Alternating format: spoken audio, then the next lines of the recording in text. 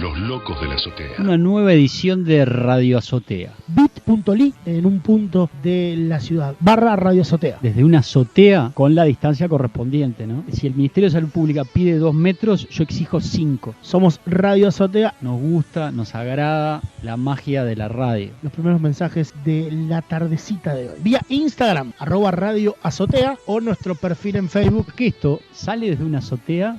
Real Rooftop. No es mentira. Cuando tira esto al aire no sabe en qué lugar lo pueden estar escuchando. ¿Esto es producción al aire? Nada de lo dicho y escuchado acá puede ser tomado en serio o como verdad revelada. No somos una radio. Primera cosa que deberíamos decir para explicarla a todo el mundo. Sepan todos ustedes que si alguien me dice un día, lo escuché en Radio Azotea, voy a ser el primero en desmentirlo. A la noche se repite este envío y va a las 23. Radio Azotea. Aislamiento social a vivo. Todos los días a las 18. Guillermo Ameixeiras y Gastón Lepra. Luego de pasar 120 horas clausurada, volvió a abrir la puerta de Radio Azotea. Los locos de la azotea. La Sociedad Radio Argentina les presenta hoy el Festival Sacro de Ricardo Wagner, Parsifal, con la actuación del tenor Mastri, la soprano argentina Sara César, el barítono Rossi Morelli y los magos Chilino y Pai. Todos bajo la dirección de Felix von Wingarden.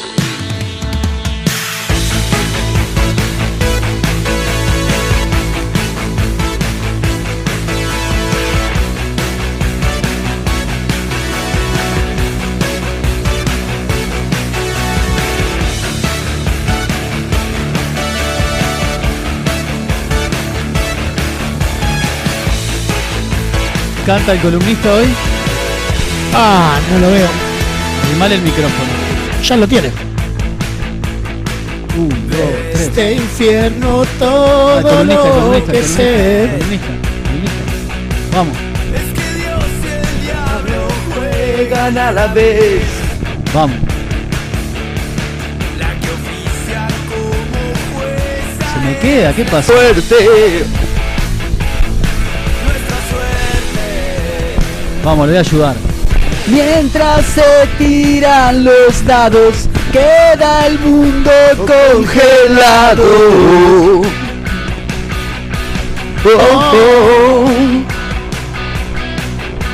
Y si todo sale bien, nos pondremos a beber con la muerte.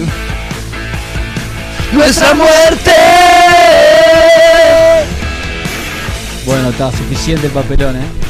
Por algo estuvimos 120 horas clausurados. Ahí se empiezan a explicar muchas cosas. Además tengo unos problemas con el mono, el estéreo. Va y viene, Guillermo.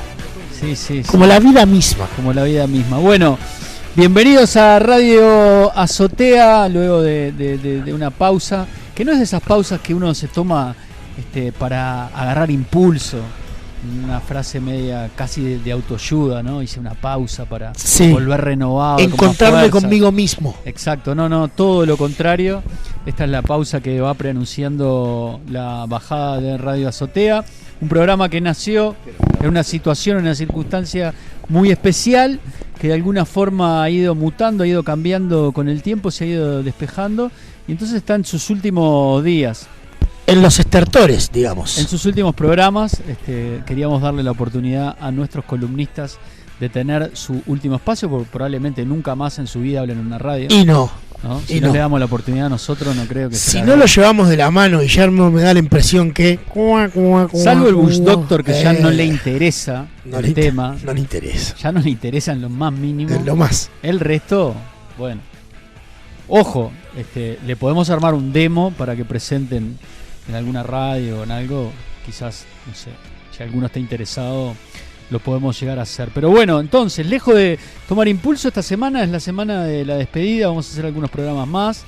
Hoy tenemos una nota que nos encanta hacer y que tiene que ver con un libro, que a priori uno podría pensar que es más de el interés de Gastón. Es verdad. Y que yo nunca hubiera adquirido en una librería. No, tampoco lo adquiriste. Primera cosa que lo adquirí. decir. O sea que lo compré. Vas a hacer llover, Guillermo. No, lo compré. Vas a hacer llover y estoy en la azotea. Lo compré en Lotremont. Compraste un libro. Sí, lo compré.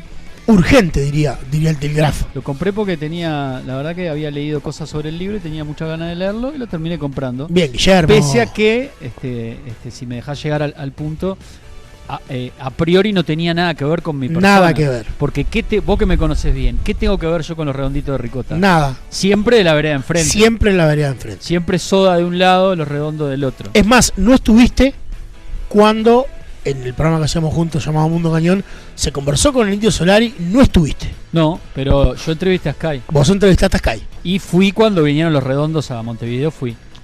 Al Estadio Centenario. Al Estadio Centenario. Ahí sí no pagué. No sos de aquellos privilegiados que estuvieron en la esquina, que cada vez son más como los que estuvieron en el gol de Manga o los 7 goles de Morena. No, yo en la esquina vi el debut de Buitres, por ejemplo. Bien. Pero no, el primer show de Buitres, el primer show de la historia de Buitres, lo vi en la esquina, pero no así los redondos. Ya en esa época ya no, ya que quizás es la época que más me gusta de ellos, que es precisamente la época de la que vamos a hablar, de los redondos, que son los años 80.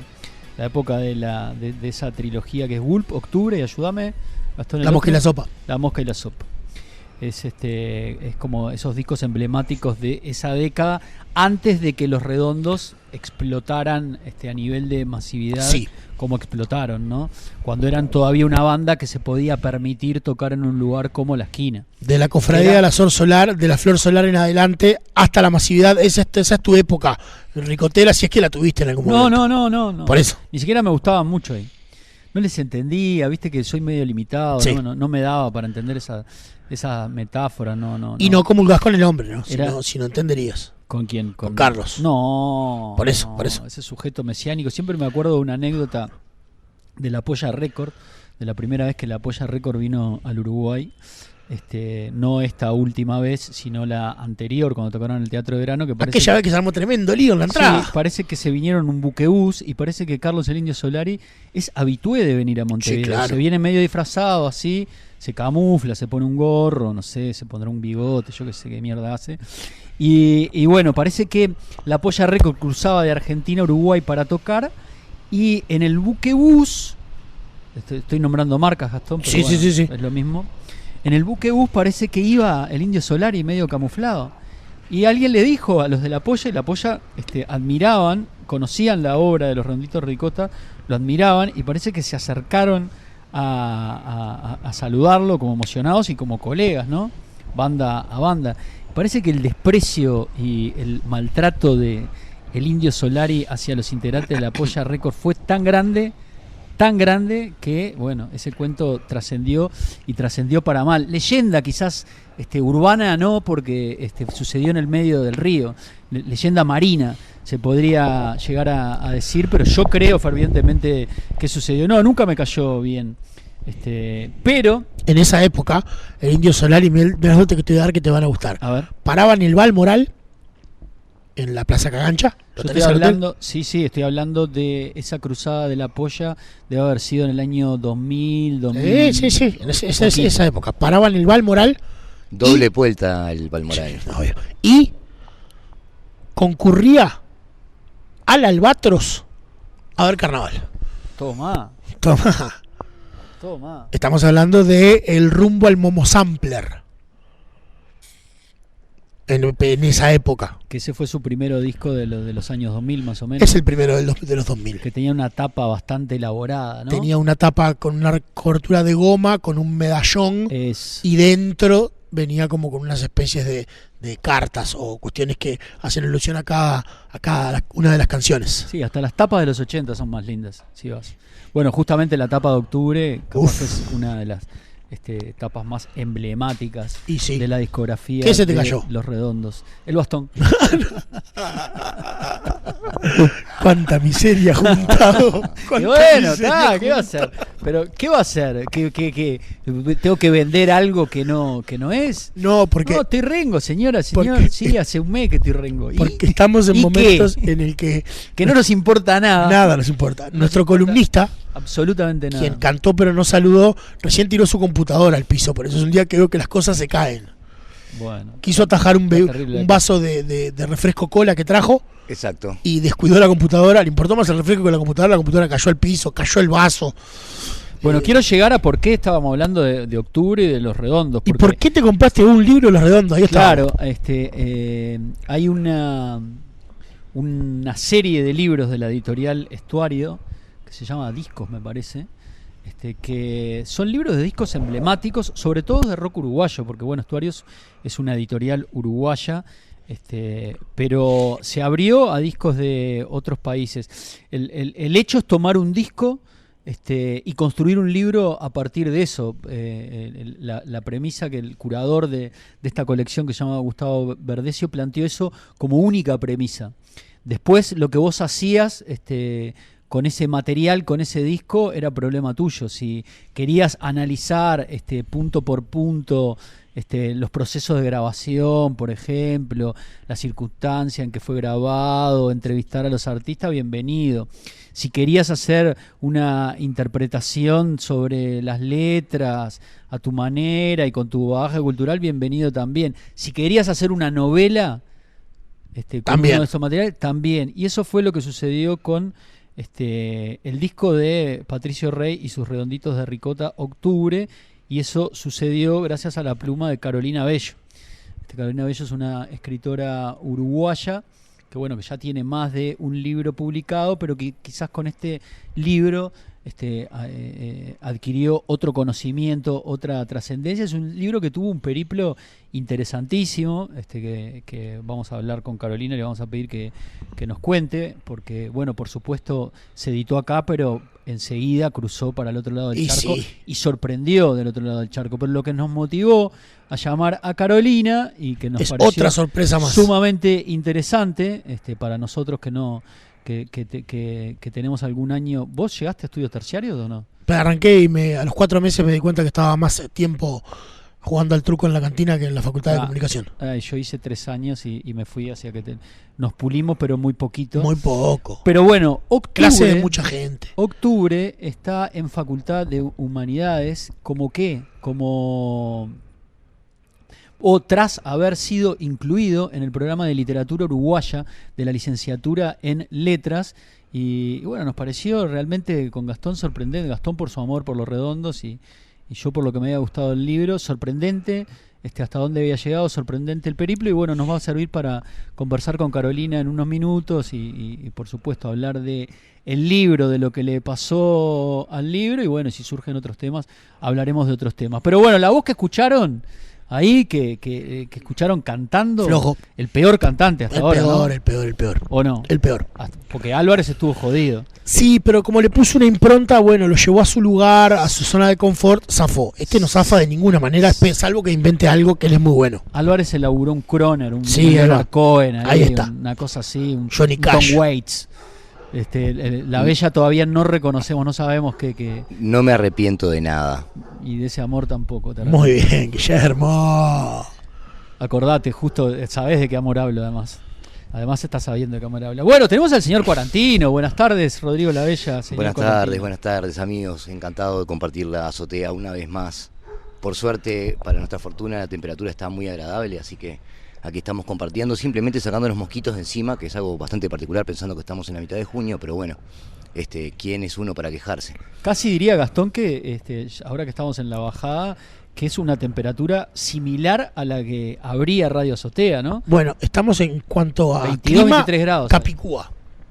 22. Solamente nos faltaría un poco más de sol, pero eso ya no sucede, pero en cuanto al ambiente, está como en aquel 27 de marzo que dimos por comienzo a esta quijotada que hoy llega a su número 58 desde la azotea de nuestras casas. Sí, nos salteamos, tendríamos que estar por el programa tipo número 60, ¿no? Sí, y un poquito más incluso diría. Una cosa así. Está muy bien. Pero bueno, metimos un ritmo tremendo, enloquecedor, Tremendo. Yo no, así como si me preguntabas hace años si pensaba que un libro sobre Los Redondos podría llegar a una facultad, te diría rápidamente que no. Si en el arranque, tomando un mate en la parte delantera de la azotea, me dirías que esa cuestión de che, si hacemos queriendo pasar un programa de radio acá, lo hubiésemos hecho 60 veces, y si repaso, cosa que estoy haciendo para melancolear, Es un verbo poquito, que acabo de inventar. Repasar la cantidad de nombres que han pasado, de situaciones, de lugares, de historias, yo no hubiera creído. No, hablamos con un montón de gente, ¿no? Empezamos haciéndolo, abriendo un micrófono para extender una charla que se daba habitualmente, mate de por medio, y bueno, terminamos haciendo un programa con entrevistas, producción previa, claro, discusiones, peleas, todo lo que tiene un programa de todo radio. Lo que tiene un programa y por de radio. supuesto mucha música como nos gusta totalmente a nosotros, y va a sonar algo de música ahora. Así que bueno. Y además lo otro que me pasó repasando el Radio Azotea es que no llores todavía. Lo que arrancó siendo un diario de pandemia, porque básicamente las primeras llamadas y la primera semana fue pura y exclusivamente de eso, no nos movíamos de ese lugar. Después, si bien nunca dejamos de tratar el tema, sobre todo en los arranques, más allá de 1 o 2 programas que creo que nos dimos cuenta que en 1 hora y media, que es el promedio de duración de los programas, no habíamos dicho la palabra COVID-19 ni sus diferentes maneras de llamarlo. Y después mutó en otro montón de cosas. En algún momento, hay un momento en el que perfectamente, si alguien cayera hoy y viera los links en Spotify, en YouTube o nuestro Mixcloud, perfectamente es un programa de radio que no fue creado pura y exclusivamente en estas circunstancias, sino que es un programa de radio. Eso no fue concebido en época de COVID. ¿Cómo? Que no parecía un programa que fue concebido en época de COVID. Por momentos no. Tuvo una evolución saludable y frondosa y dio lugar a muchas charlas muy interesantes. Yo personalmente he aprendido mucho y me siento muy contento. Y lo vamos a extrañar, Guillermo. Sí. Además lo vamos a ver menos, ¿no? Ya lo veíamos poco, pero ahora quizás lo vamos a ver menos. Me preguntan si llueve. No. Si llueve el fin de semana, porque aparentemente el fin de semana podría suceder algo. Me hablan como cierre, pero a mí me hablan de viernes y domingo, no así del sábado. Hoy me llamaron para decirme que llovía de las 21 del sábado a las 9 del domingo. Puede ser que arranque. Yo estoy mirando solo por día. Sí. Y llovería el jueves también. Jueves y viernes, lluvia. Jueves, a partir de la noche, comenzaría a llover. Lo cual nos faltaría, para redondear en 60, nos faltaría que cayera uno de los programas, el de mañana o el de pasado, para que el último sea el 60. Bueno, podemos. Hacemos un friendly sabotage. A ver, ¿quién nos exige, no? Nadie, por eso, pero viste esas cosas. Porque además hemos suspendido por apagón. Por eso. Pues hemos pasado por todas las circunstancias. Bueno, muy bien. Y los apagones acá están recurrentes, además. Vamos a hacer un programa igual, por supuesto, como le decíamos, vamos a entrevistar a Carolina Bello a nuestra manera. Y bueno, el señor Quarantino viene con su columna, se introdujo dentro de un shopping center, probó los protocolos. Y está vivo. Vagó entre los diferentes pisos, niveles se le llama, en los shoppings. Volvió subió a por paladear el consumo. ¿Sí? ¿Pero lo paladeó, pero consumió así desesperadamente? No desesperadamente, pero fui... Pero sí, fue con la tarjeta de crédito y hizo unas compras. Unas compras tibias, que luego relataré. ¿Para el programa trajo algo? ¿No? Esa es la pregunta. ¿Qué parte nos toca de las compras tibias? Tengo un flan y un juego del 1 al 10. ¿Qué sería un juego del 1 al 10? Entre ustedes dos para ver quién se lo queda. Yo pensé que era un juego novedoso y quedamos por fuera. Claro, sí, porque como yo no sé si sabías, pero el Quarantino, obviamente, uno ya ve su perfil y se da cuenta que es ese tipo de nerd. Es un adicto al juego de rol, ¿no? Entonces pensé que era un nuevo juego de rol, un juego de caja de esos que son solo para elegidos. Y que gente nosotros... muy extraña que nosotros no podríamos jugar nunca. Primero porque no comprenderíamos las reglas. ¿Con qué poco haces caso a Mixeira? Y después lo otro que haríamos nosotros es burlarnos de los que están jugando a eso. Por lo que hemos hecho en nuestra vida. Por supuesto. Que están haciendo changa. La nuestra siempre fue la de la cigarra. Por supuesto. Claramente. Pero nosotros los mirábamos a ustedes por las ventanas y sentíamos un poco de compasión igual. Sí, me imagino. Bueno, muy Antes bien. de meternos en la música, sí, tengo una recomendación para hacer, porque yo ya lo vi. Yo quería hablar de Nueva Zelanda. Y me interesaría que mucha gente lo viera. Accedí al documental de Sarah Cohen, no sé cómo se pronuncia, la directora argentina, sobre Sara Méndez y todo su periplo hasta la aparición, o hasta que se reencontró con Simón Riquelo. Impactante, 1 hora impactante. Se puede ver a través de mediomundo.uy. ¿Cómo está construido? ¿Está construido en base a archivo, a notas actuales? Bueno, tiene de todo. Tiene de todo. Porque, por ejemplo, tiene a Sara Méndez declarando ante la Junta Militar Argentina en los juicios post-dictadura en la República Argentina, aquellos famosísimos. Bueno, así arranca. Después se la ve a Sara Méndez en su casa y después también se la ve declarando en el juicio del Plan Cóndor, en el raconto de toda la historia. Después aparece su compañero de vida, aparece Virginia Martínez y aparece un amigo nuestro común, Guillermo, especialista en el tema de derechos humanos, periodista él, Roger Rodríguez, claro que sí, que en un momento de la historia pasa a ser fundamental, junto con Rafael Michelini, en la investigación que hicieron en Argentina a través de un dato para dar con el paradero de quién se había apropiado de ese bebé de 20 días cuando le patearon la puerta de la casa a Sara y se la llevaron detenida. ¿Y ese documental dónde se puede ver? Ese documental se puede ver en mediomundo.uy. Ahí está el film que relata los sucesos ocurridos en ocasión del secuestro de Simón y su aparición 26 años después, con el relato de, como decía, Sara Méndez, Raúl Olivera, el compañero de Sara, Virginia Martínez, Roger Rodríguez y Rafael Michelini. En esa web, mediomundo.uy, hay un link a Vimeo con el correspondiente código, porque el video es privado, para poder verlo. Dura 1 hora. No pasa volando, porque todo lo que se dice hace que uno se estremezca por momentos. Hay partes de la historia que es una historia que uno puede decir que todos conocemos, o la mayoría de los uruguayos conocemos. Bueno, pero hay un montón de cosas de cómo Sara llegó a encontrar a Simón, que al menos yo no sabía, y que están relatadas en primera persona por los responsables directos de que eso sucediera. Y se vuelve a ver una pieza que hacía mucho no veía, que es aquel spot censurado por Julio María Sanguinetti, es verdad, rumbo al plebiscito de la ley de caducidad, en el que Sara hablaba a cámara.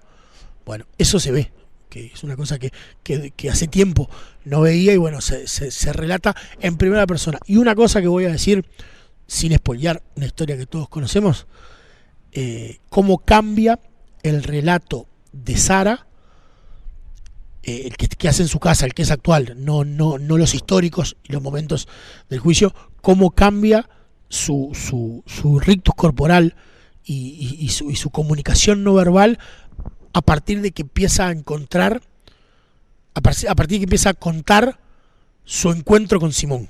O sea, parece que fueran dos personas que están hablando de lo mismo, pero es la misma persona que claramente cuenta una parte de la historia como puede y como le sale, y cambia radicalmente a partir del momento de que se pudo poner en contacto con quien hasta ese momento podría ser su hijo, que finalmente, llamado Aníbal, no era otro que Simón Riquelo, con 26 años. Bueno, muy bien, recomendable invitación entonces de, bueno, si no fuera que el programa no se terminara, diría que entraste en una clarísima competencia con el cineasta. Imagínense. Por el protagonismo. Por eso es que no me animé a hacerlo mañana con el presente. El jueves. El jueves, con el presente. Bueno, 18 horas y 27 minutos. Quería hablar algo de Nueva Zelanda. Contame algo. No, lo voy a dejar para cuando estemos con Cuarantino. Perfecto. Para ir ya a la entrevista con Carolina Bello y hablar de octubre y de este fin, iba a decir, no porque vaya a saber qué vida sigue teniendo el libro, pero como punto de partida la llegada de octubre a las aulas de aquellos que estudian letras. Pero bueno, son las 18 y 27, vamos con una banda que creo que fue la que abrió en algún momento, de las primeras que sonaban en Radio Azotea. Hablo de los Desayuno Continental, desde su disco Mala Voluntad, El laberinto de Brian.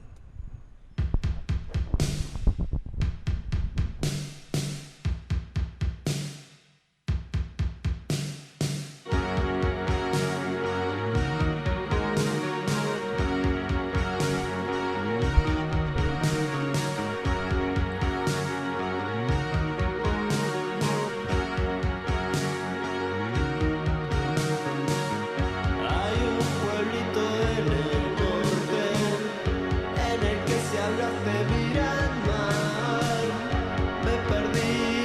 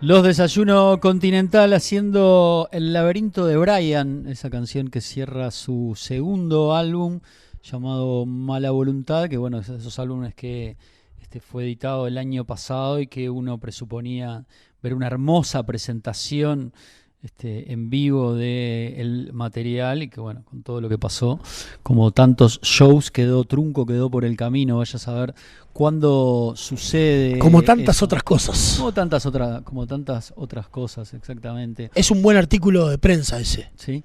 ¿Cuántas cosas quedaron por el camino desde aquel fatídico? Muy largo el título.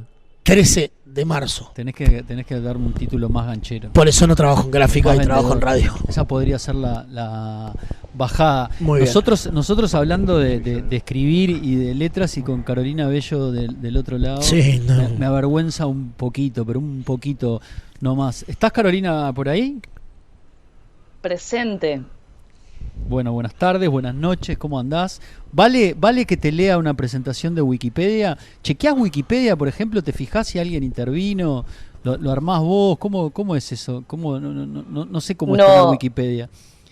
No lo armo yo, lo arma la gente, y hay ahí un pequeño ejército, por lo que pude saber, de personas que se toman la molestia de cada tanto actualizar los datos. Está buena la presentación, así que cualquier cosa corregimos al aire, mandamos la corrección ya para Wikipedia. Que quede ahí. Les leo así brevemente. Carolina Bello, escritora uruguaya, técnica en comunicación social, casi como nosotros en comunicación social. Gente con estudio. Con un posgrado en crítica de arte, ahí ya se nos fue. Cursó la licenciatura en letras en la Facultad de Humanidades y Ciencias de la Educación, Universidad de la República. Mantuvo durante 3 años, 2005 al 2008, el blog Escrito en la Ventanilla. De los relatos allí publicados surgiría su primer libro de cuentos homónimo. Como periodista ha colaborado en distintas publicaciones como Del Toya, Cine Bizarro, Zona Freak, Ya te encontré y El Boulevard. Colabora en el periódico La Diaria. Habría que actualizar ahí, ¿o no? Me meto ahí en el medio. Hay que actualizar. Y en la revista de periodismo narrativo Quiroga. Escribe en su blog Por la Noche Callada.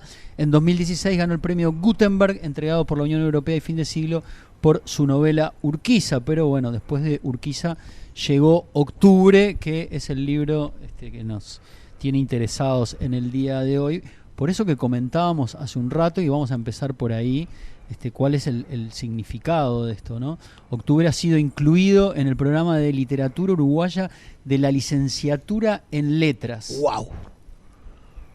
Contame Así un poco el del alcance de eso, desde lo personal y hasta en lo formal que es, ¿no? Si no fuera tuyo, ¿no? ¿Qué significa? Sí, la verdad que es como un paso súper importante. Todo lo que diga a continuación va a sonar al lugar común, pero no puedo dejar de decir que es tremendo orgullo y tremendo honor que haya pasado esto con un libro de mi autoría. Y sobre todo que se haya incluido formalmente en un programa de la licenciatura que yo misma cursé hace muchos años. Bueno, no tantos, pero hace algunos. Esto surge porque el director de cátedra de literatura uruguaya, Ebert Benítez, leyó Octubre hace algún tiempo y bueno, quedó así como bastante impactado. De hecho, en su momento me contactó para hacerme saber su parecer, y que no podía creer que, según él, en un libro que a priori parece estrictamente musical, porque se encuentra encuadrado o enmarcado en una colección musical, hubiese encontrado una novela, una ficción que, bueno, toca temas que no han sido abordados en la literatura, al menos reciente, uruguaya. Y en aquel momento, hace muchos meses, me dijo que lo iba a incluir, y bueno, yo lo tomé de mucho agrado y quedó por esa. Hasta que me empezaron a contactar por las redes sociales, donde ocurre todo, alumnos que estaban cursando la licenciatura y el curso de literatura uruguaya, avisándome o notificándome: mirá, Carolina, ¿qué tal? Quería contarte que tenemos que estudiar Octubre, lo vamos a abordar en las próximas clases. Y bueno, y finalmente el profesor se contactó conmigo para ver si quería participar el primer día que abordaran el libro. Y así fue como el viernes pasado me invitaron a la clase virtual, lógicamente, porque no están yendo al aula material, digamos. Y bueno, y tuve la oportunidad de escuchar un análisis de octubre desde un académico, por supuesto, una visión académica, lo cual fue también una nueva perspectiva de abordaje para mí, que tomaba contacto de vuelta con ese estilo, ¿no? de enunciar y de abordar una obra, y también cómo se iba revelando desde ese análisis académico aspectos del libro que, como decía hoy, al haber aparecido enmarcado en una colección musical, tiene más chances de quedar como constreñido a un análisis estrictamente musical o ricotero. Y eso me llenó de orgullo, que el libro estuviese siendo estudiado en un aula universitaria, porque de alguna manera siento que se le hace justicia a lo que yo más que nada quise plasmar, que no fue un libro sobre los redonditos de ricota, sino una novela con un componente histórico, con una historia de amor, por supuesto, pero que se tomó muy en serio las varias reconstrucciones de época que allí plasmo. Así que bueno, no sé si respondí la pregunta, pero a título personal, por supuesto es un honor y un gran hito, y una de las cosas más lindas que me pasó en este año tan raro. Y a título profesional, estrictamente lo literario, también me parece que significa como un empujoncito, no solo al libro, sino a romper ciertos cánones académicos en los que la universidad suele incurrir, porque no deja de ser un gesto incluir en un programa de literatura uruguaya un libro que desde su tapa roja y negra propone un abordaje sobre una banda de rock. Sobre eso te iba a preguntar, ¿con qué otros nenes y nenas compite la literatura uruguaya de nombres consagrados? Eso por un lado, y por otro lado, cuando vos me decías que no estabas acostumbrada a escuchar un análisis de ese tipo desde la academia, algo que te haya sorprendido, que te dijeron en esa clase virtual del libro, que te pusiste cara sorprendida y dijiste, mirá, no lo hubiera pensado nunca cuando escribí esto. Esas dos preguntas. Sí, fueron un montón de cosas. Arranco por la última y probablemente, porque yo ya estoy grande, te voy a decir en algún momento que me recuerdes la primera. ¿Cuál era la otra? Claro.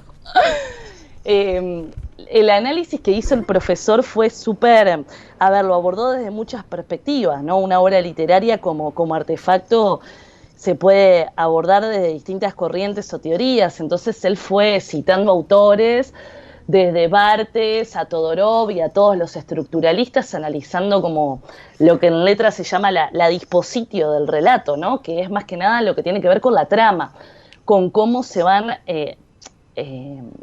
una vieja teoría que a mí me fascina es la de los formalistas rusos, ¿no? Entre otras muchas cosas, ellos estuvieron muy emparentados con el desarrollo del cine, ¿sí? Entonces, lo que planteaban, retomaban de alguna manera un planteo aristotélico que diferenciaba dos conceptos que son la fábula y la trama. Y en este sentido, el profesor como que hizo gran análisis de cómo trato la fábula y la trama, entendiendo que la fábula y la historia, ¿sí?, es aquello que aconteció, es decir, un chico que se enamora de una chica, un chico pobre que se enamora de una chica rica. Desde Romeo y Julieta en adelante, ¿cuántas veces lo vimos? La historia siempre vendría a ser la misma, son acotadas las posibilidades del relato en ese sentido, según estos teóricos. Ahora bien, en cómo vos contás la historia, en cómo disponés de todos los elementos que tenés a disposición para plasmarlo, es cómo vos vas haciendo lo que en el cine sería el montaje, ¿sí? Es decir, crear un sentido a través de la disposición de ciertos elementos. Eso se conoce como trama en literatura. Y Eber Benítez en ese sentido hizo como un gran análisis de cómo yo tomo una historia o varias historias que acontecieron realmente desde el punto de vista del relato histórico y las dispongo de determinada manera en el relato para construir algo en algún sentido incluso novedoso. Eso fue lo que más me impactó. Otra cosa que dijo fue que para él el narrador principal, el que va poniendo en escena a los personajes, para él era un narrador femenino. Y me hizo pensar en eso, porque esa voz que para mí oficia de coro griego, ¿no? En la tragedia griega aparecían los actores en escena y entre acto y acto el coro era el que ponía en escena a los actores, es decir, narraba lo que estaba aconteciendo. Y este narrador principal de Octubre se encarga de alguna manera de eso, de poner en escena a todos los personajes, principalmente a Hernán y Olga, que son quienes intercambian cartas. Así que bueno, fue como un análisis súper completo. Por momentos quedaba un poco de cara, o por momentos me daba como la sensación de, uy, ¿cómo tengo que repasar esto? Porque eran conceptos que me venían como desde un cofrecito de antaño, pero que necesitaba repasar habiendo pasado por esa facultad, ¿no?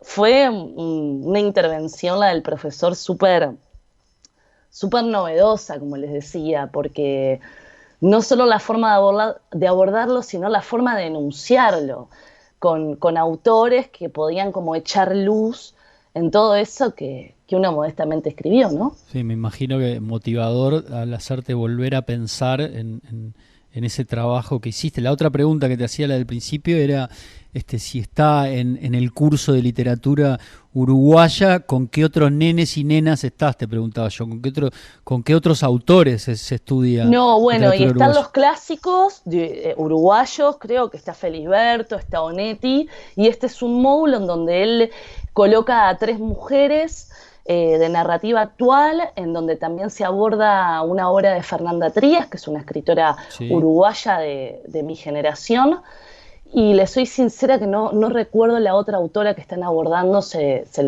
me lo anoto como deber y se los paso para que lo puedan decir. Impensado en algún momento, calculo, estar en ese mismo lugar y en un lugar donde más vos pasaste como estudiante, es como tipo, y en el mejor de los sueños. En verdad, exacto. Ni en el mejor de los sueños, Gastón, es así, es como que no lo puedo creer, ¿viste? El domingo fui a pasar el Día de la Madre a la casa de mis viejos y en un momento mi viejo hace mención al acontecimiento, ¿no?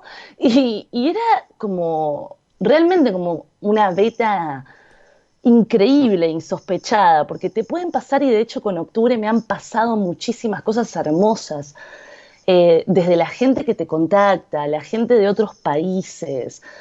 Bueno, las notas, la presentación en Buenos Aires, contacto con algún integrante de la banda, que el Indio Solari, haberme enterado que el libro le llegó, no sabemos qué pasó después, pero el libro sabemos que apoyado en la Mesa Ratona estuvo, y son cosas increíbles que te van pasando, pero que nunca se pierde, ¿no? El asombro, pero de pronto te pasa una cosa así. Y claro, entras a la universidad y hay gente estudiando tu obra. Que cuando lo escribís... Que es como un paso más allá de leerlo, ¿no? De la mesa de luz, más allá de que todas las lecturas, por supuesto, son respetables y bienvenidas. Ya cuando un libro está arriba del vidriecito del microscopio, ¿no? Para verle bien todas las células, a vos hay algo que se te mueve adentro, ¿sí? Más allá del carácter universitario, si me dijeran que lo están estudiando en el liceo, me alegraría de la misma manera. No tiene que ver estrictamente con una emoción académica, más allá de que sea mi propia facultad, sino el solo hecho de saber que estás compartiendo una fotocopia, que en este caso sería el programa, con los grandes de la literatura de tu país, ¿no? De todo lo que vos leíste. Hagamos un cuadro, por favor. No. Hagamos un cuadro, por favor, con ese repartido del programa. Pongámoslo entre 2 vidrios. Sí, claro. Es que de hecho me lo bajé para tenerlo de recuerdo y realmente sí, es como súper emotivo y súper trascendente que haya pasado esto. O sea, de verdad, me siento dichosa y me siento completamente feliz. Nótese que ni dijimos de qué trataba el libro, más allá de que dijimos que tomaba el disco Octubre de Redonditos de Ricota, pero bueno, básicamente es la historia de un intercambio epistolar entre dos personajes, uno que vive en Buenos Aires, Hernán, y una que vive en Ucrania, muy cerca de Chernóbil, que es Olga, en el momento, además, en la fecha en que se produce el accidente de la central nuclear. No habíamos comentado nada de eso y bueno, yo me imagino que había gente pensando, bueno, un poco de qué iba el libro. ¿Cómo lo contarías vos el libro? ¿Qué dirías? ¿Qué sinopsis harías tú del libro? Y bueno, es una historia, vos creo que lo resumiste bastante bien, Guille.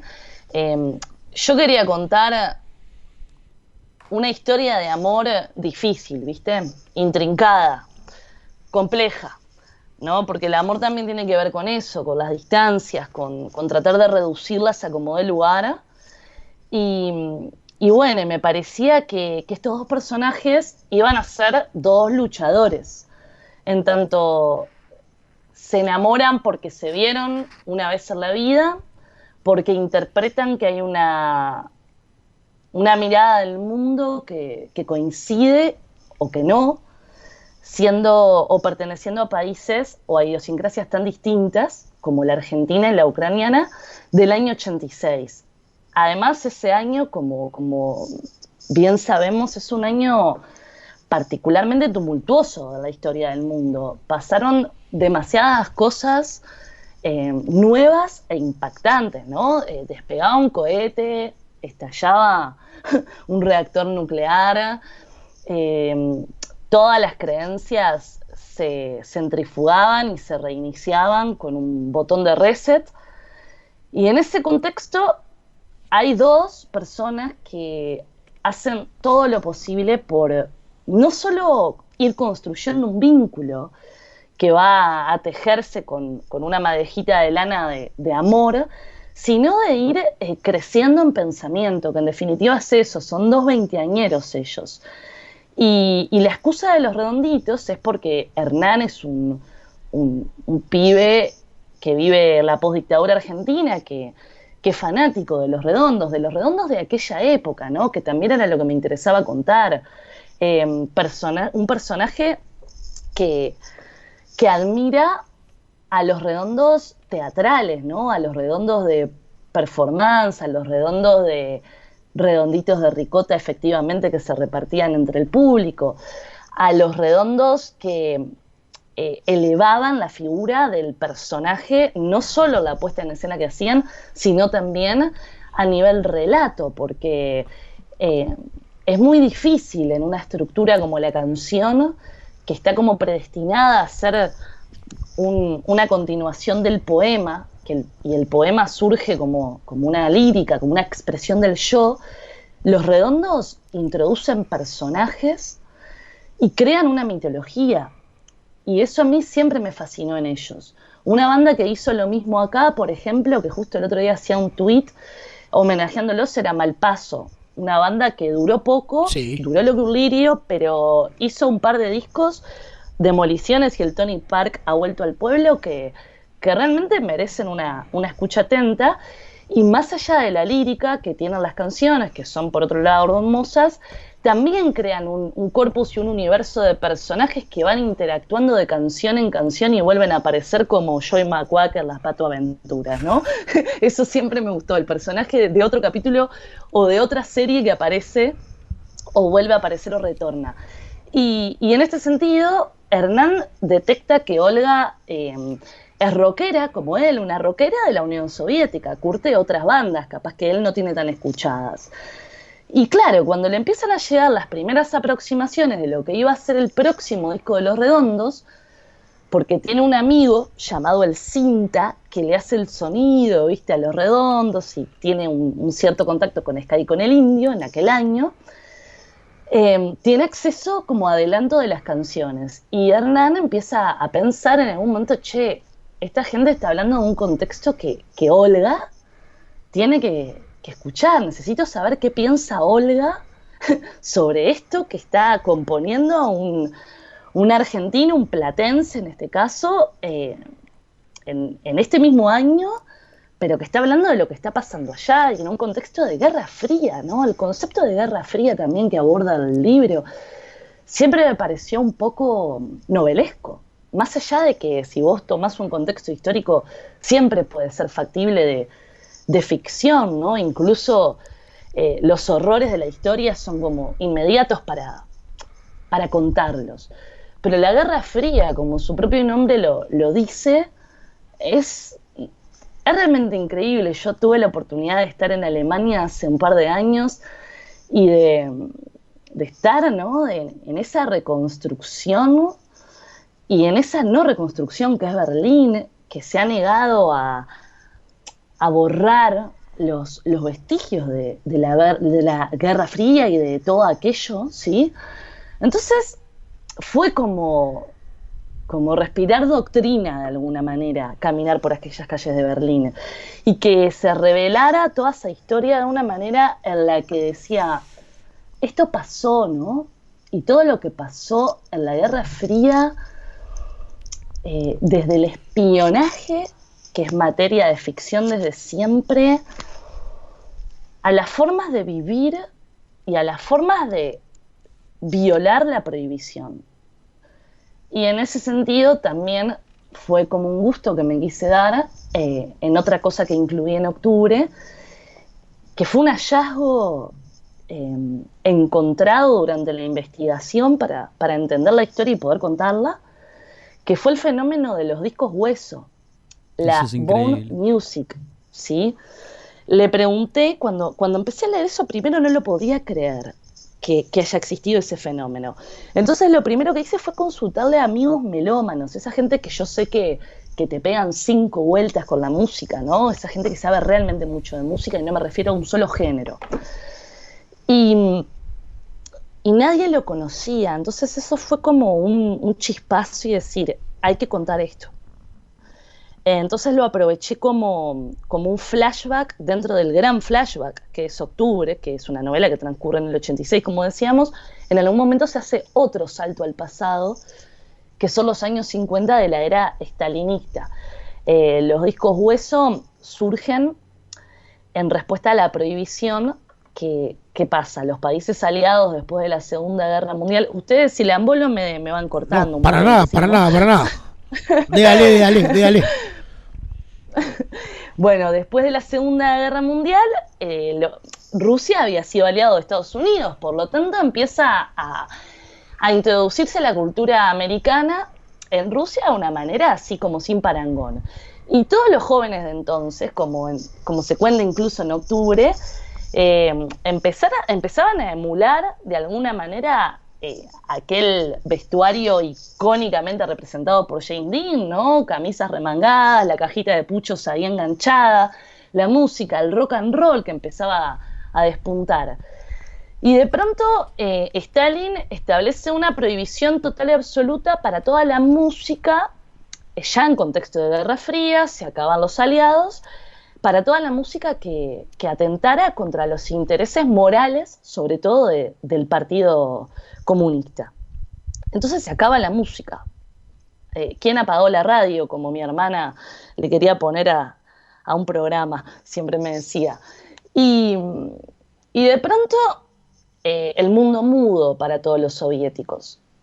Y también, como dice el narrador, en algún momento, siempre que hubo una prohibición, hubo la necesidad de sortearla, ¿no? O de violar esa prohibición. Así es como llega un polaco a la Unión Soviética con una Telefunken Recorder, que era la vieja máquina en donde los periodistas de guerra grababan o dejaban constancia de sus reportes. Y se instala en un comercio en donde empieza a vender cosas, y en esa Telefunken empieza a grabar sobre plástico. Se da cuenta que podía grabar sonido en plástico, en determinados plásticos. Y un buen día se da cuenta de que ese plástico, el ideal, era la placa de rayos X. Tomando esa historia, que fue verdad, introduzco a otro personaje completamente ficticio que le va a llevar a Oleg, así se llama, placas de hospital conseguidas oportunamente mediante otro personaje, y van a grabar discos similares a los de vinilo, con la misma forma, pero en placas de rayos X sobre todos los huesos habidos y por haber de un cuerpo humano. Así fue como en la Unión Soviética se viola la prohibición de la música y arranca este mercado negro en donde se comercializaba, pero también se intercambiaba de forma gratuita en determinados circuitos. Y ese fue como otro de los gustos que me di en esta novela, que fue traer a colación esta historia poco conocida y verdaderamente significativa. En algún momento, Carolina, en la génesis de este octubre que nos estás relatando, ¿temiste esa cuestión que tiene todo lo que gira alrededor de los redondos y el fanatismo que existe por esa cuestión y por la misa ricotera y por todo lo que ya sabemos, de meterte con los redondos desde este lado que lo encaraste vos, esa cuestión de decir qué van a decir, qué van a pensar, o no te importó y cuando arrancaste? Mirá, si me hubiese importado eso, como he dicho por ahí, no hubiese escrito ni una línea. O sea, eso pensé yo. Mi lector implícito no podía ser el Indio Solari, no, ni ningún ricotero ortodoxo o no ortodoxo. O sea, porque yo no estaba contando una historia sobre los redonditos de ricota. Claro. Yo estaba contando otra historia, en donde los redonditos me servían como un elemento más para contar esa historia que tenía en mi horizonte y en mi universo. Yo estaba haciendo una novela y era mi primera novela. Era lo único que me importaba. Me surgió esta posibilidad de escribir este libro, me invitaron a la colección, buenísimo. Pero voy a hacer lo que yo quiero hacer porque tuve esa libertad. Y en tanto novela, sí hay una figura literaria, como les decía, que se llama lector implícito, que en teoría sería aquel lector que el escritor tiene en mente cuando escribe. Siempre hay una figura a la que uno escribe, aunque no te lo propongas. Pero hice denodados esfuerzos porque no sea o no fuera el Indio Solari o el público ricotero. Porque además de todo necesitaba que cualquier persona, ricotera o no, tuviera la experiencia de la obra como una novela de cualquier cosa, ¿sí?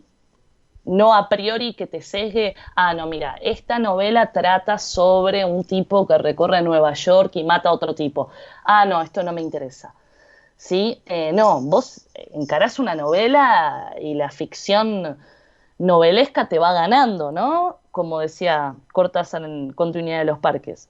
Entonces, yo quería eso. Yo quería que llegara a todos los lectores posibles. Y por eso tenía que sortear el tema, perdón que me suena la alarma. Tranqui. Tenía que sortear esa impronta ricotera que se me venía con todo. Yo lo sabía. ¿En qué sentido se me venía con todo? Y sí, ahí no pude dejar de considerarlo, en que el dato tenía que ser preciso. La rigurosidad. La rigurosidad tenía que ser precisa. O sea, acá no hay que confundir ficción con tirar fruta, claro. ¿no? A mí me parece. Para que no te corrieran además por ese lado, que si no hubiese sido facilísimo. Exactamente. Además yo estaba recreando una historia que cualquier persona un poco más grande que yo podía venir y decirme, mirá, Caro, yo estuve en el recital del Paracultural y las cosas no fueron así. Porque hay una crónica en el libro, en otro de esos narradores que incluí, que también fue un ejercicio, fue un libro que me divirtió mucho hacer, ¿no? Bien. O sea, porque no me aburría de escribirlo. Y una de las cosas más divertidas, más entretenidas de escribirlo fue una crónica que hice, una crónica con toda la impronta de crónica musical, tal cual la conocemos de las revistas con las que hemos crecido, ¿sí?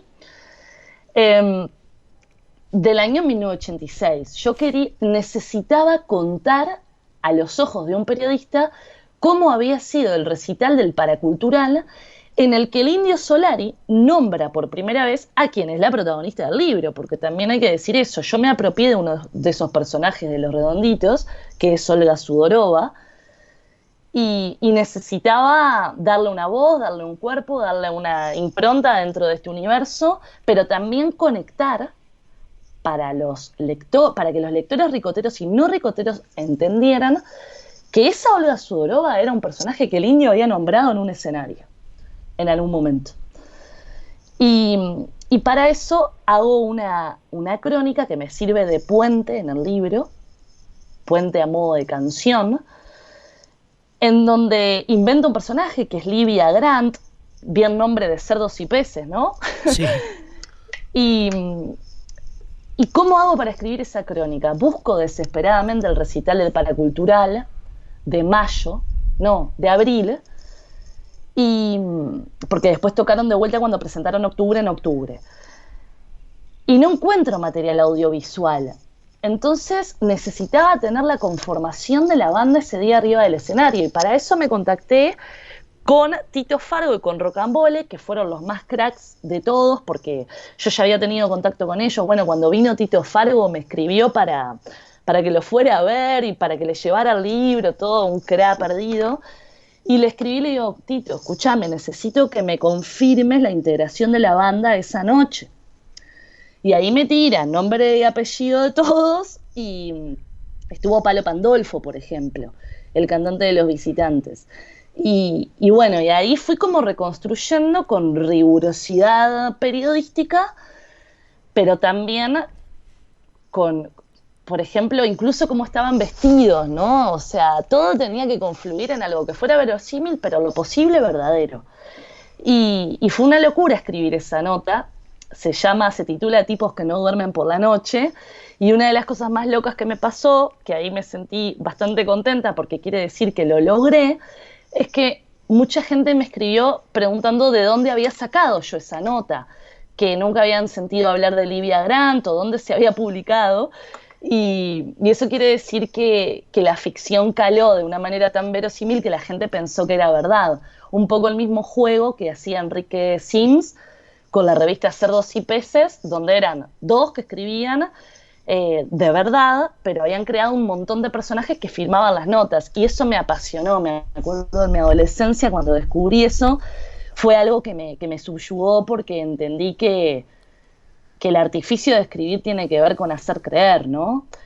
Y con seducir desde ese lugar, más allá de la persona que firma, aunque seas solo un nombre. Por eso también creí mucho tiempo en el seudónimo cuando tuve mi primer blog.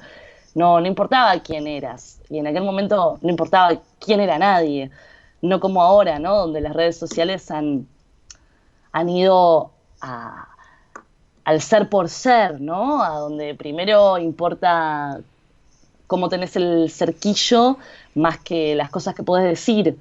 Y cuando surgieron los blogs acá, a nadie le importaba eso, un poco como Cerdos y Peces. Todo el mundo tenía seudónimo. Y no sabías quién estaba del otro lado. Cuando lo descubrías era como un momento de pirar. Yo, por ejemplo, leía mucho a Gonzalo Curuelo, el Tusi, el cantante y compositor de La Hermana Menor, y escuchaba a La Hermana Menor, pero leía su blog acérrimamente, siendo fan, y me enteré muy tarde que él era él. ¿Me explico? Y esas también tienen que ver como con la seducción y con la magia de la gente que escribe y de la gente que lee. Mi comentario viene de muy atrás, de algo que decía muy atrás Carolina, y era más para Gastón. Si no será un libro para ricoteros, Gastón, que incluya Soda Stereo dentro del texto, imagínate. Te veía venir. Si no será exclusivo para ricoteros, que habla de Soda Stereo y no habla mal de Soda Stereo. No, y la segunda parte de lo que yo decía, Carolina, es, imagino que aún dejando todo esto de lado que estabas planteando, porque si no, no lo podías haber hecho, y coincido, calculo que debes haber recibido entre ese montón de cosas que te pasaron con el libro después de editado y que llegó a las manos de la gente, que claramente le llegaste a un montón de esos tipos que lloran cuando suena un acorde de la guitarra de Sky. Sí, claro, sí, sin dudas. O sea, el público ricotero es el más visceral, el que escribe como siempre desde un lugar de emoción total y absoluta, y bueno, ya cuando el libro tiene como un trajinar de 1 año y medio, ya 2, que parece que lo saqué ayer, porque los días de la pandemia me hacen pensar que Octubre salió ayer, porque la gente lo está leyendo, hay como un revival, ¿no? Y eso quiere decir que la obra no se muere nunca, que es lo más lindo de la literatura. El público ricotero es como más el más cálido, si se quiere, porque ya vieron cómo suele ser el público ricotero, muy de una palabra súper redondita que es cofradía, ¿no? Y hay como un código o la tendencia a creer que hay un código de entendimiento, ¿sí? Y creo que el público ricotero ha entendido que es una obra que se escribió con mucho respeto, pero no desde un lugar complaciente o acomodaticio, porque también me permití decir cosas a través de los distintos narradores que algunas pienso, Carolina, la persona las piensa, y otras no, pero que era necesario poner en carpeta o en debate, como bien señalaba Guille, la discusión absurda con la que hemos crecido muchos de nosotros, esa extraña dicotomía binaria, ¿no? Totalmente Soda versus Los Redondos. Sí, el famoso... Que tiene más que ver con un estilo, sí, con un estilo de vestirse y de andar y de presentarse, que en definitiva de lo que estaban planteando ambas bandas, que como dice el narrador por algún lado en algún momento, están hablando de lo mismo, ¿no? Están en la misma trinchera. Años cantando Luca no se murió, Luca no se murió. Un montón de gente a coro, entre los cuales me incluyo. Exacto. Y por ejemplo, yo ahora Gustavo Cerati, por ejemplo, es un tipo de que en solitario lo escuché con mi hermana Lorena, que compartíamos el cuarto en nuestra adolescencia, entonces era como el cuarto del rock, imagínense. Me acuerdo que Bocaná era nuestro disco con el que nos íbamos a dormir. Y durante todos estos años no curtí a Gustavo Cerati. Es un artista que al que estoy aproximándome sobre todo en estos días, ¿sí? Y es de una brillantez lo que el tipo ha hecho. Totalmente. Y es de una lírica y de una No se suban al carro tampoco ahora, ¿eh? Bueno, no se suban al carro. Ahí está, no se suban al carro. Déjala expresarse. No, porque ahora se sube, ahora reivindica la figura de Cerati. No se suban al carro que yo los vi del otro lado. Y no es porque el Indio Solari haya dicho lo que dijo sobre Gustavo Cerati, sino que No, que yo nunca fui desmedro de Gustavo Cerati ni de Soda, pero a Guillermo siempre fui más ricotera, bueno. A Guillermo le gusta poner a la gente del otro lado de la vereda y sobre todo apuntalar, pero muchos de los que cantamos Luca no se murió, durante mucho tiempo le pasamos lejísimo a la obra de Cerati, y ahora que la escuchamos, decimos, ¿por qué no convivió hasta el mismo tiempo si se podían escuchar los dos sin ningún problema? Mirá todo lo que me perdí. Imposible era escucharlos al mismo tiempo. No, claro. Porque yo creo que todos los que estamos un poquito más grandes ahora, creo que la obra de Cerati es una obra tan sólida, ¿no? Tan consolidada, que requiere como una cierta madurez, ¿viste? Es como si enseñaran ecuaciones de segundo grado, más tarde que de lo que lo enseñan ahora, creo que la madurez nuestra o de los estudiantes estaría pronta para entenderlos. Bueno, con Cerati me parece que pasa lo mismo. Por eso es como un fruto que va cayendo un poco tarde. O quizás no tarde es el concepto, pero siento que hay que haber vivido algunas cosas que tienen que ver con un devenir temporal para poder decodificarlo o entenderlo de otra manera, que capaz que antes se te pasa. No sé, escuchen a Cerati. Bien, con eso cerramos, Carolina. Y cerrás encantado. Felicitarte. Loco de la vida. Felicitarte de nuevo, porque por el libro ya te felicitamos alguna vez, pero por este hecho, esto que fue el puntapié para disparar esta charla, un libro que va a seguir teniendo su vida y bueno, vaya a saber qué le depara el camino que todavía tiene por recorrer. Muchas gracias, Caro.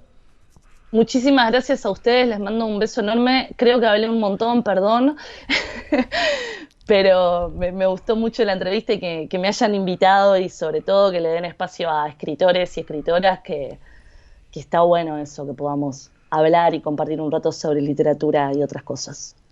Más que disfrutable, y nos arrimaste a la universidad, cosa que nosotros pasamos, Guille un poco más tiempo que yo mucho menos que él, pero de lejos, pero estuvimos cerca, es lo más cerca que hemos estado de la universidad en todo este tiempo de Radio Azotea, en casi 60 programas, y ha sido gracias a ti.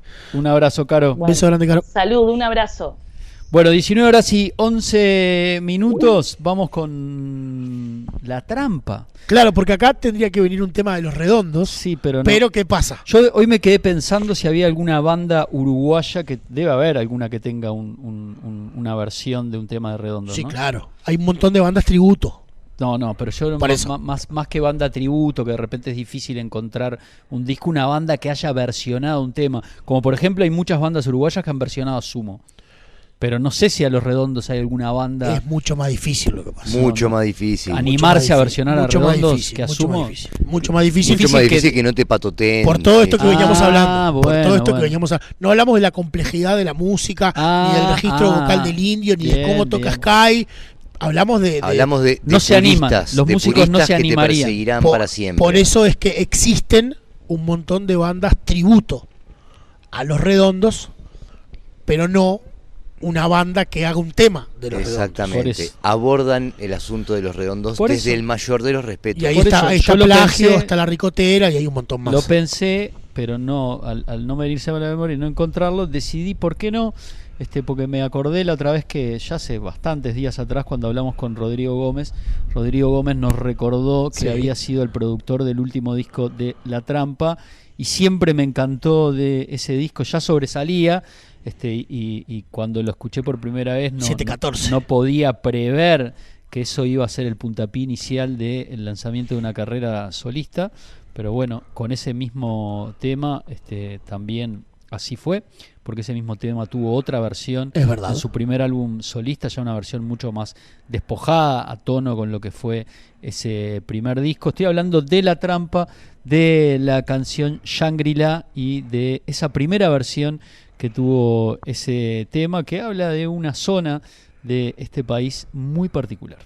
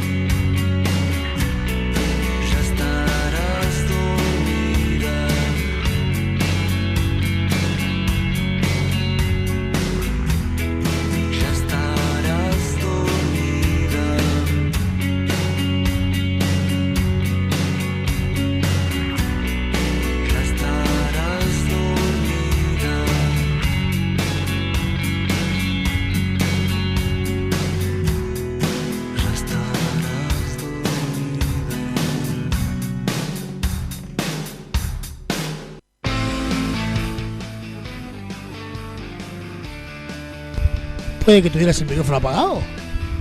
No. Ahora sí lo tenés prendido. Y yo no toqué ningún volumen antes que me acuses de bajarte el micrófono, cosa que haces muy seguido.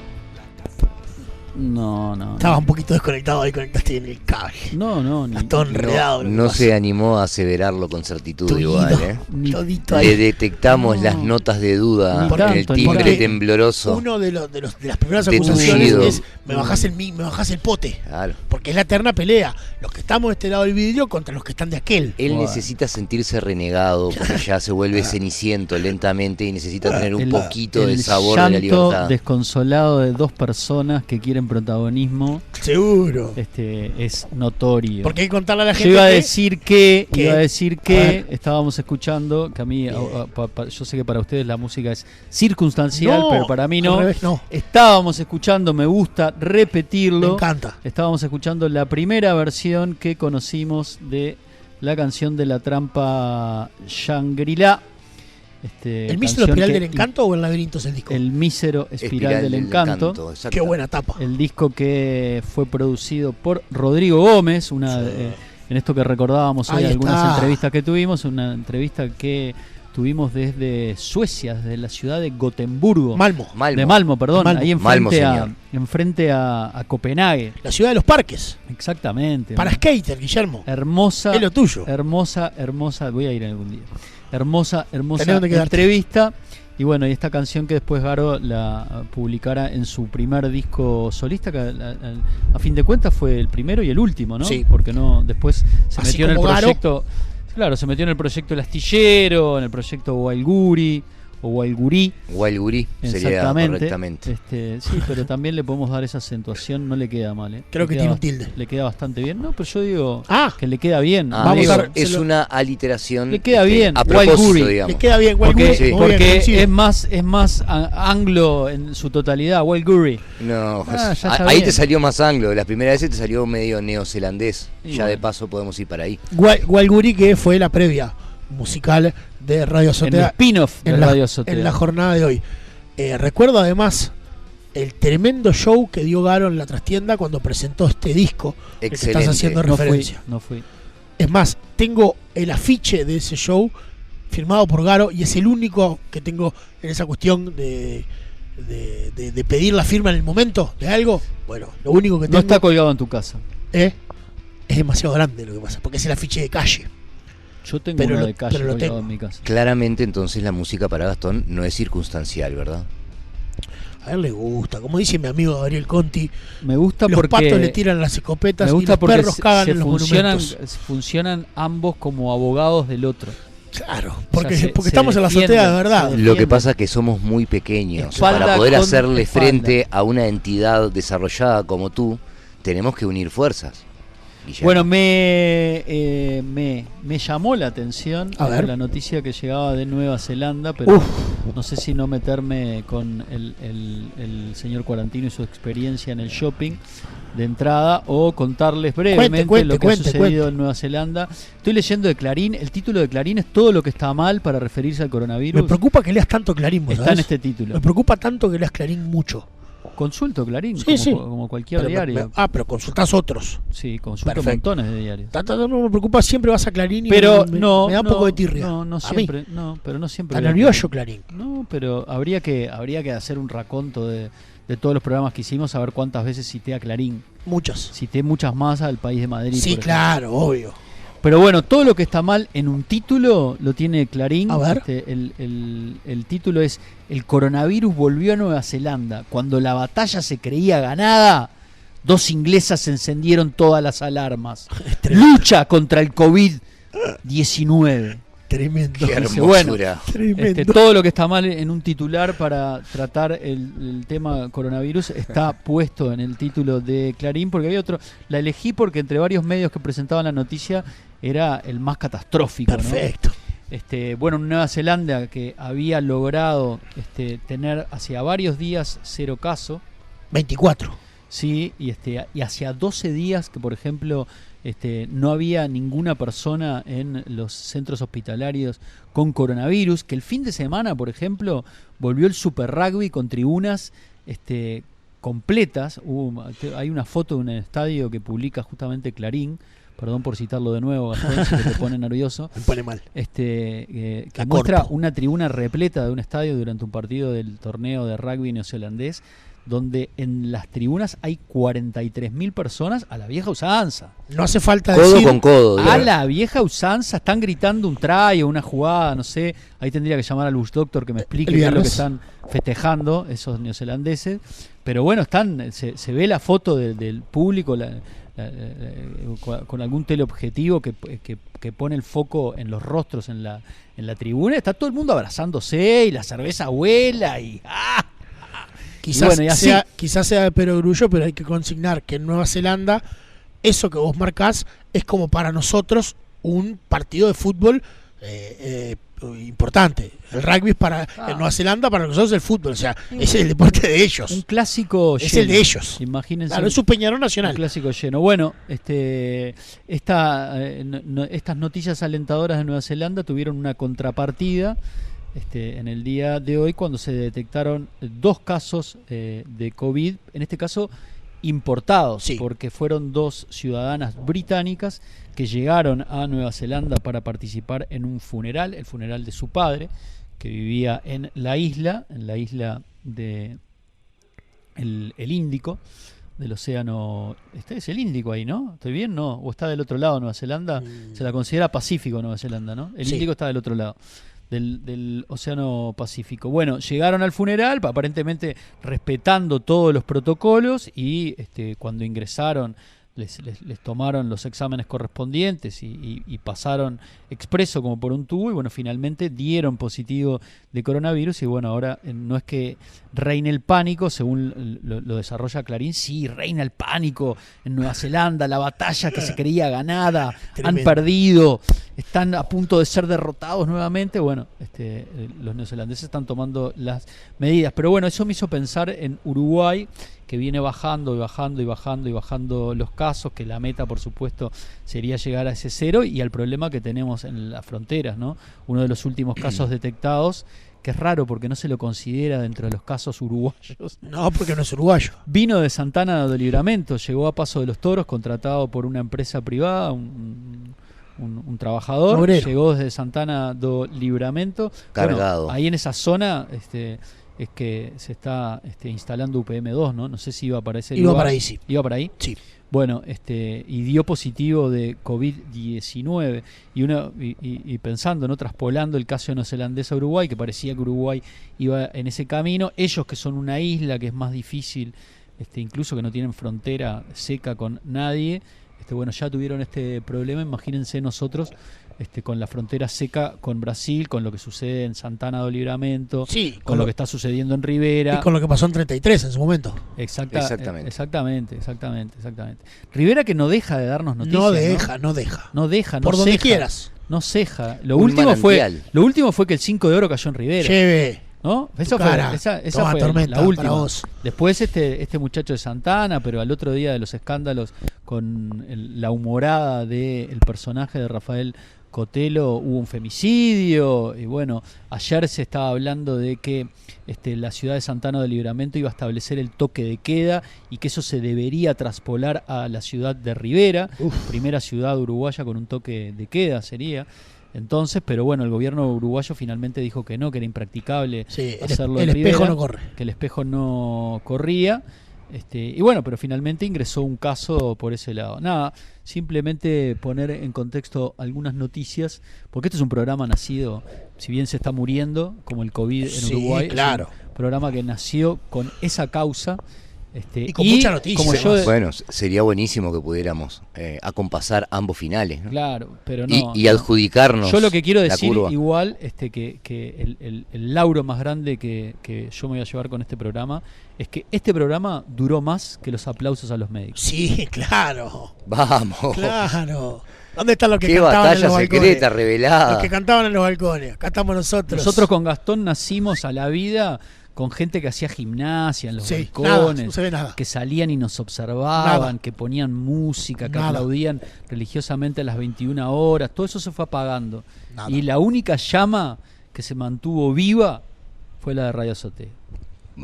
Ya quedó el pique. Yo creo que con eso hay que hay que cerrar, hay que terminar el programa ahora. Yo creo que está pronto.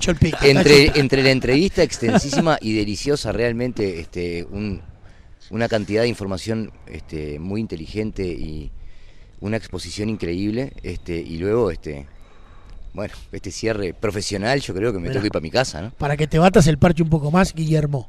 No así con el bastón. Me escribe Carolina Bello agradeciéndonos por el contacto. Creo que salió re lindo, dice ella, lo cual yo puedo confirmar. Y el segundo mensaje es el que me interesa, que dice: me está escribiendo gente, jaja. La dejo bueno. Ahí. Vamos a considerarlo. Vamos a considerar. Te digo y te repito, contigo no te metas. Mi clic está creciendo alrededor del planeta. Decían los Kuriaki en su momento.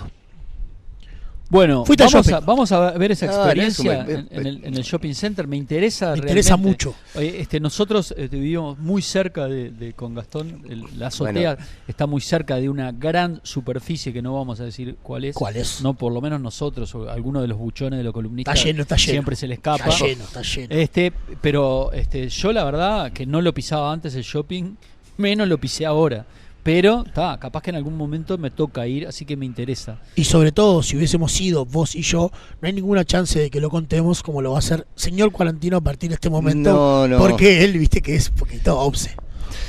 Yo qué sé, en realidad primero leí el protocolo de reapertura de shopping a ver si encontraba algún detalle a señalar particular, pero excepto por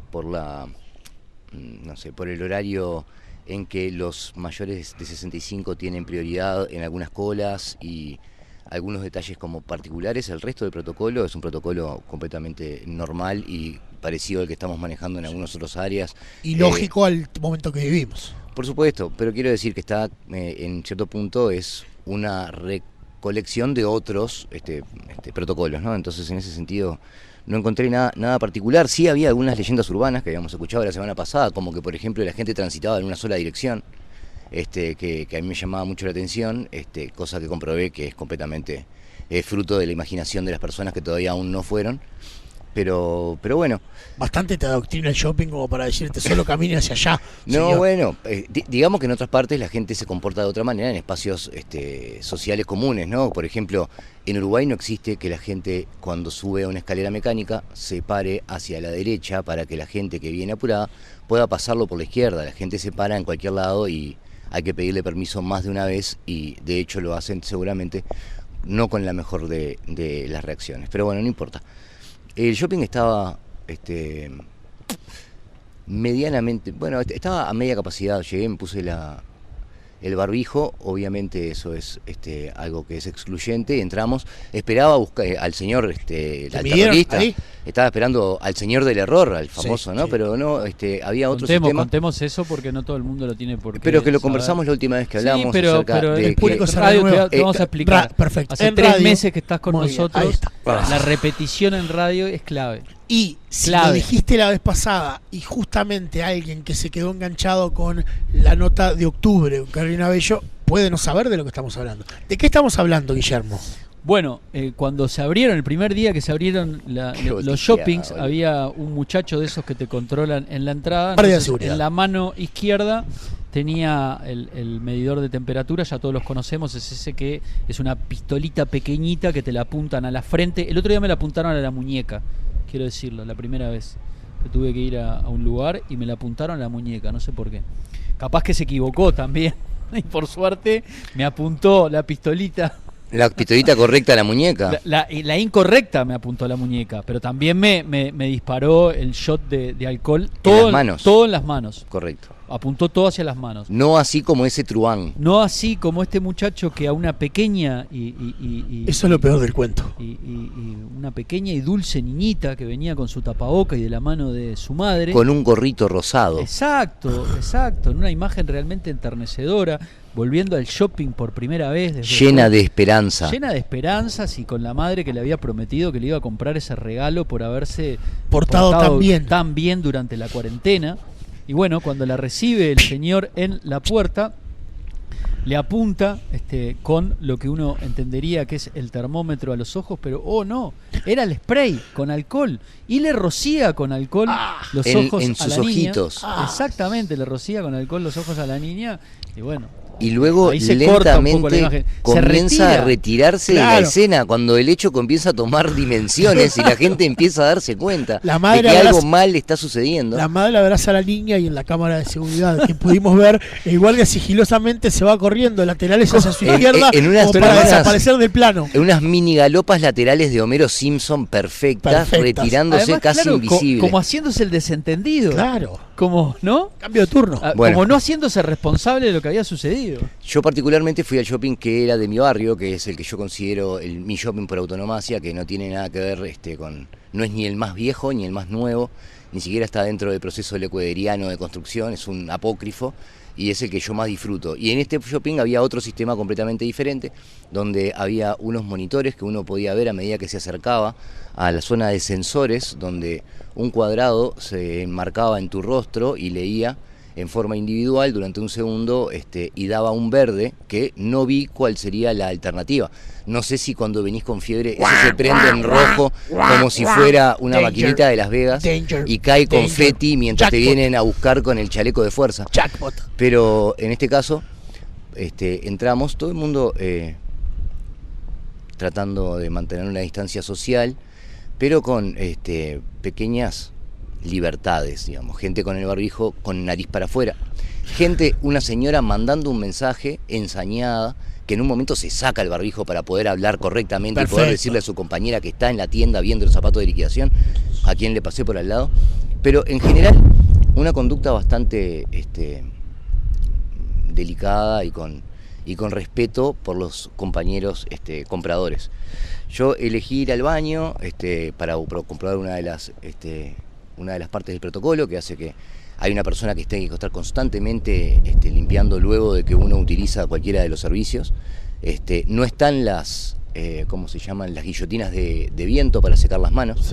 Sí. Y hay unas personas que están vestidas un poco más ostentosamente en términos de protección, con un mameluco ya más Breaking Bad, en una situación un poco más impresionante. Y luego ¿Existe realmente esa foto en el baño que vimos? Un migitorio, dos Sí. anulados, un migitorio. No, es uno y uno. Uno y uno. Uno y uno, y igual estás a una distancia, igual la gente... ¿Pasa la dicheta? Sí, digamos que con presbicia no. Ta. Si tuvieras un 20, capaz que podría. Bien. No es mi caso. Pero bueno, no. Por la presbicia puede ser. 20 ni loco. Fui a la librería, ingresé, había algunas personas y todas las personas se movían en forma semi-armónica para estar equidistantes. Entonces había que esperar un poco para llegar a la sección deseada, a que los demás se fueran acomodando para dejarle el espacio a uno, para no tener que pedirle amablemente que se corra y se ponga a la distancia que es de 2 metros de acuerdo a al protocolo de ellos. Y por ejemplo, dentro de la librería, agarraste un libro, lo volviste a dejar, agarraste otro, lo que uno hace normalmente, ¿no? A ver de Carolina Bello, Octubre, no lo voy a llevar, no está portado el apoyo. A ver acá de Vargas Llosa, eso que se hace normalmente en una librería. Pasan es como que hay picos de torpeza, ¿no? Uno en realidad tiene que agregar pasos que uno no toma en cuenta a la hora de pagar o de hacer una compra, que en este caso están estipulados por papel.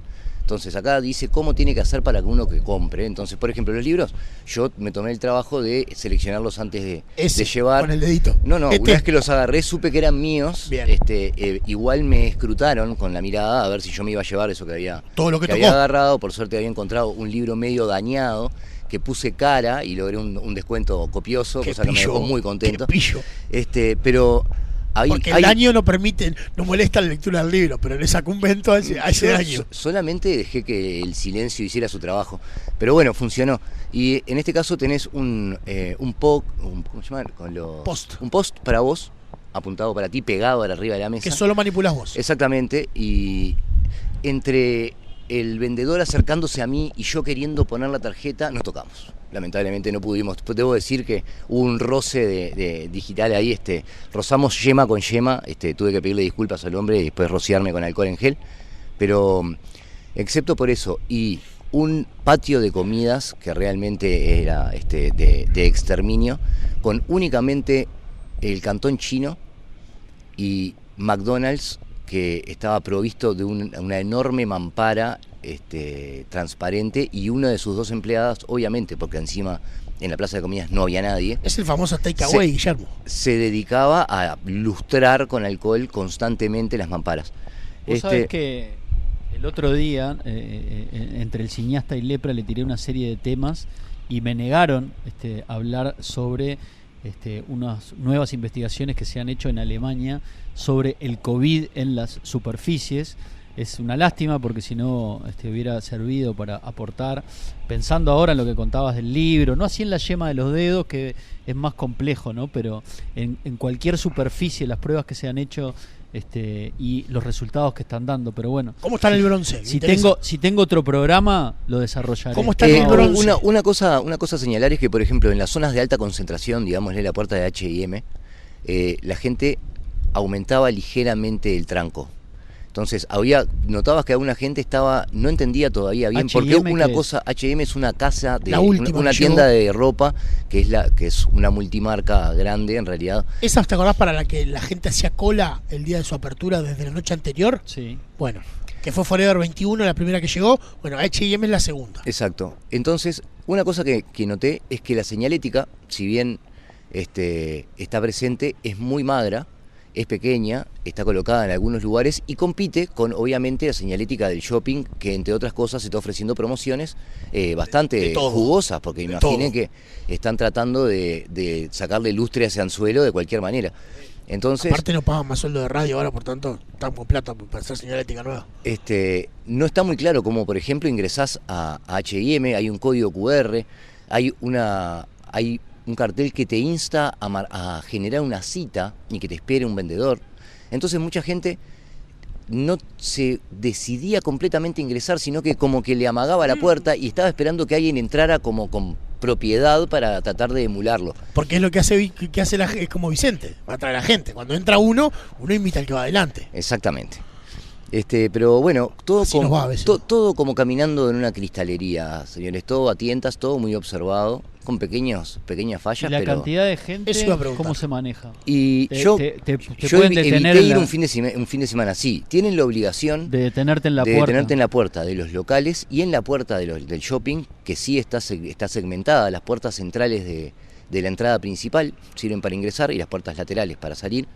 Y tenés un protocolo donde te miden y te ponen alcohol, y hay un encargado de seguridad que está mirando y está contando, porque llegado al aforo máximo no te tiene que dejar pasar. Lo mismo en los locales comerciales, donde tiene que haber una distancia de 5 metros cuadrados. Yo le digo, compañeros, se está haciendo, se está llevando a cabo con el nivel de vista gorda que uno imaginaría. Eso es el comentario o la conclusión final. Y el comentario es, si fueron todos a 18, ¿cómo no van a entrar al shopping? Yo no quise ir el fin de semana porque me parecía que era un tanto agresivo, y hoy a las 4:30 de la tarde había, no sé, 400.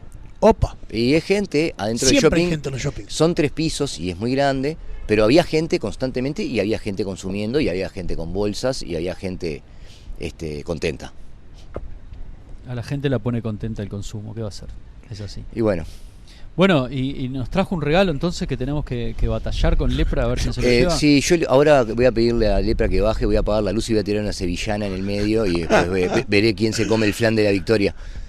Un flan, trajo. Un flan. No, pero pensé que no, vamos a dejárselo. No, por eso, yo creo que hace sentir mal que se lo lleve para la casa. La verdad, voy a ser completamente honesto. No lo compró para nosotros, pasé por Alvear y dije, pero esta no es la última vez que nos vamos a juntar. Todavía, y esto lo digo al aire, queda una jornada en conjunto donde vamos a meditar con psicotrópicos y a comer asado.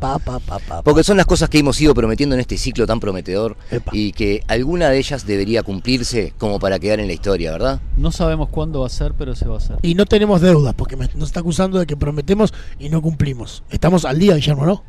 No debemos absolutamente nada de lo que hemos prometido. Yo creo que sí. Bien. Yo creo que sí. Lo otro que vamos a hacer, Guillermo, estoy pensando ahora, esto es producción al aire, le podemos chacalear alguno de los libros que compró. No el que está dañado. Capaz que eso puede ser. ¿Qué compró? Compré Noviembre de Daniel Mella. Pero ¿ese es el nuevo de Daniel Mella? No. Porque va a salir uno de Daniel Mella ahora o estaba por salir. Tengo entendido que es el último. Ah. Yo leí bastantes. Leí Lava, leí. No, pero fíjate nomás, te fijas en el. Estoy agarrándolo, señor. Tengo humana. Disculpe, patrón. No me haga decirle patrón. Porque cuando entrevistamos a Martín Fernández de habló de que el libro de Mella estaba en las gateras y era de los tantos libros que había quedado a la espera por esto que está sucediendo, ¿no? Y que eran libros que se iban a ir liberando. Casi se le cae el micrófono. Casi se me cae el micrófono. En un acto felino lo detuve a tiempo y estoy tratando de encontrar acá cuando es su... Un momento, por favor. 2019, ¿eh? No, 2019, mira. Sí. Primera edición, abril del 2019, señores. Ese es el último libro editado. Pogo, Derretimiento, Noviembre, Lava y El Hermano Mayor. Yo leí Lava, El Derretimiento y Pogo, son leí Lava y El Hermano Mayor, que es un librazo. Y después me compré la tercera edición de El Contraataque del Caballero Oscuro, que es la tercera continuación de la clásico de Frank Miller, de la ucronía de Batman, cuando Batman vuelve luego de haber abandonado el superheroísmo y se enfrenta ya alcanzado sus 60s. Y tiene una pelea a golpes de puño con Superman, de la cual no voy a hablar más, pero se los dejo picando porque es una delicia. Y esta es la tercera entrega que encontré, que está levemente dañada, que es un libro que es prohibitivo y que yo jamás me compraría, pero que bueno, esa cara de lástima rindió sus frutos y me lo estoy llevando para casa. Bueno, muy bien. Sobrevivió al shopping nuestro hombre más confinado de todos los que hemos pasado por este micrófono. Quiero enaltecer su figura diciendo que lo hizo por y para nosotros. Exactamente. En mi afán por traer la información de primera mano y no tener que sucumbir a la aliteración de un tercero que haya tenido una experiencia diferente a la mía. O leer Clarín como Guillermo. O sucumbir a títulos amarillistas de la peor calaña. Fui hasta ahí, vi y les traje la información, señores. Lo que no nos trajo fue regalos. No, los regalos quedarán para cuando hagamos la meditación guiada. Pero lo prometió para ese evento que estamos preparando de degustación, esa ingestatón desde la cual vamos a transmitir todo lo que podamos. Bueno, siendo las 19:45 y si no hay más nada para decir, yo sé que cierro y agregan 5 o 6 cosas más, nos podemos retirar, ¿no? It's time to go. Yo solamente quiero agradecer el espacio brindado y la experiencia vivida, amigos. Muchísimas gracias.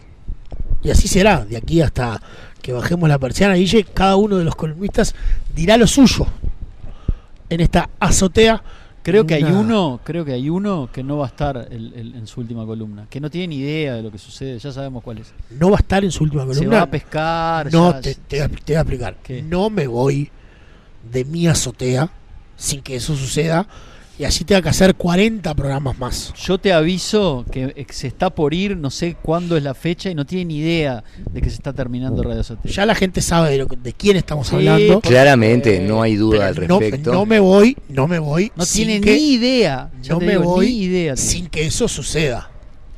Es más, no está escuchando en este momento. No. Estaría haciendo algún comentario de corte emotivo, estaría diciendo cómo está pasando esto. No, igual opina. Sí, igual opina. Pero no, sin escuchar opina. No precisa escuchar para opinar. Ya sabemos que la tónica de nuestros columnistas, que a nosotros nos duele porque además de ser columnistas son amigos, es solamente escuchar su momento y no el resto de lo que hacemos vos y yo, Guille. Exactamente. Yo confieso que he escuchado bastante más programas de los que he participado en primer lugar y después quería Ahora hacer una mínima reflexión acerca de que realmente en estos 58 programas el comienzo de la percepción de la que teníamos sobre la situación que en definitiva terminó juntándonos era completamente diferente y que ha sido un placer atravesar el anillo ese de fuego de la inseguridad y la incertidumbre y ahora sentirme más seguro, más acompañado, más inteligente y más informado, señores. Muchísimas gracias, ha sido un placer. Ahora abajo me llevo el bastón, te tiro el flan al piso y cuando vayas al baño te vas a resbalar y te vas a quebrar la rótula de vuelta. Qué palabras, qué grandes palabras. Nos vamos con A Tale of Problems y una canción que se llama La Bandera. Cuidemos este amor, bañémoslo de sangre y sudor, cortémonos las manos, toquemos lo sagrado, un cementerio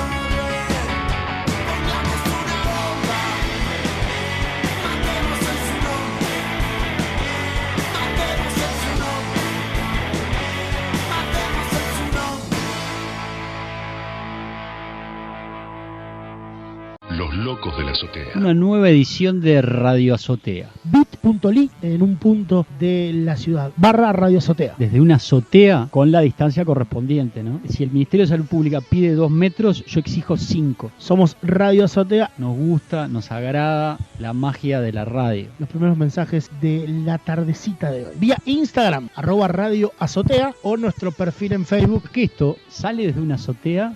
Real Rooftop. No es mentira. Cuando tira esto al aire no sabe en qué lugar lo pueden estar escuchando. ¿Esto es producción al aire? Nada de lo dicho y escuchado acá puede ser tomado en serio o como verdad revelada. No somos una radio. Primera cosa que deberíamos decir para explicarla a todo el mundo. Sepan todos ustedes que si alguien me dice un día, lo escuché en Radio Azotea, voy a ser el primero en desmentirlo. A la noche se repite este envío y va a las 23. Radio Azotea, aislamiento social a vivo, todos los días a las 18. Guillermo Amexeiras y Gastón Lepra.